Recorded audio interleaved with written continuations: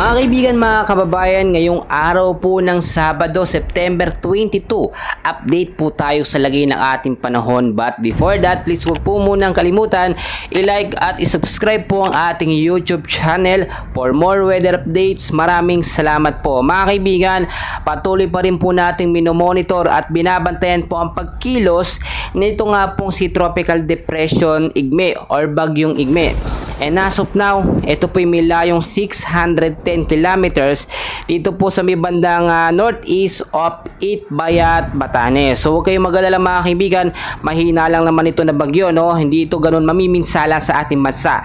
Ang lakas po ng kanyang hangin ay nagme-maintain po ngayon sa 55 kilometers per hour. Malapit pa rin po sa may sentro na may bugso pong pumapalo sa 70 kilometers per hour.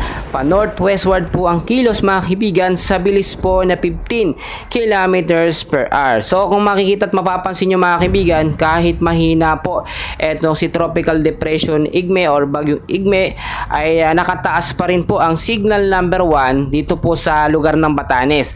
Diyan po kasi dumadaan or yan po yung direksyon na tinatahak po nito si Bagyong Igme. So hindi may iwasan na itaas po yung lugar niyan sa signal number 1. So asahan po ang malawakang pag-ulan dyan ngayong araw po ng Sabado, especially sa hapon po at sa gabi. Mas maganda na yung naka-alert tayo para alam natin, no, na hindi kailangan lumabas ng mga bahay kapag ganitong may alert po ng storm signal number 1. So mga kaibigan, inaasahan din po, no, ngayong araw po ng Sabado, apektado rin po ng malawakang pag-ulan, no, lalo na sa hapon at sa gabi. Ito nga pong lugar po ng Ilocos Region, Batanes, Babuyan Island, Zambales at kasama na rin po dyan ang lugar po ng Bataan. Mga kaibigan, ay na rin po sa pagtatala ng pag-asa, no, posible pa rin tayo makaranas ng heavy rainfall, no. Light to moderate rains ang posibleng makaapekto ngayong araw po sa lugar po ng Bataan, Tarlac, Nueva Ecija, Pampanga, Bulacan, Metro Manila, Rizal, Quezon, Laguna, Batangas, Cavite. Dahil pa rin po yan sa bantang po nitong hanging habagat na siya pa rin po lumalakas, no.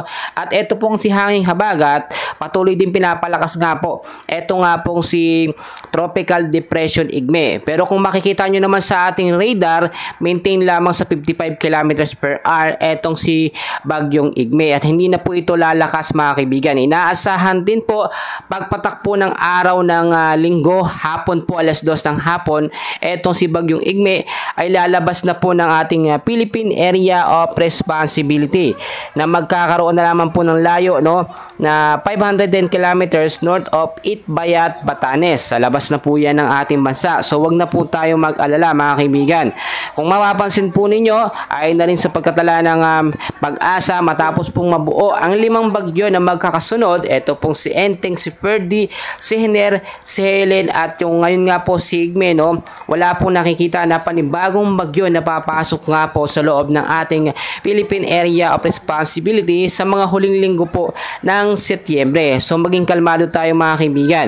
Inaasahan din po na mawawala na etong hanging habagat at papalitan naman po ito ng hanging amihan or yung malamig na hangin po, no, na nanggagaling po dito po sa extreme northern Luzon. Diyan po manggagaling yan.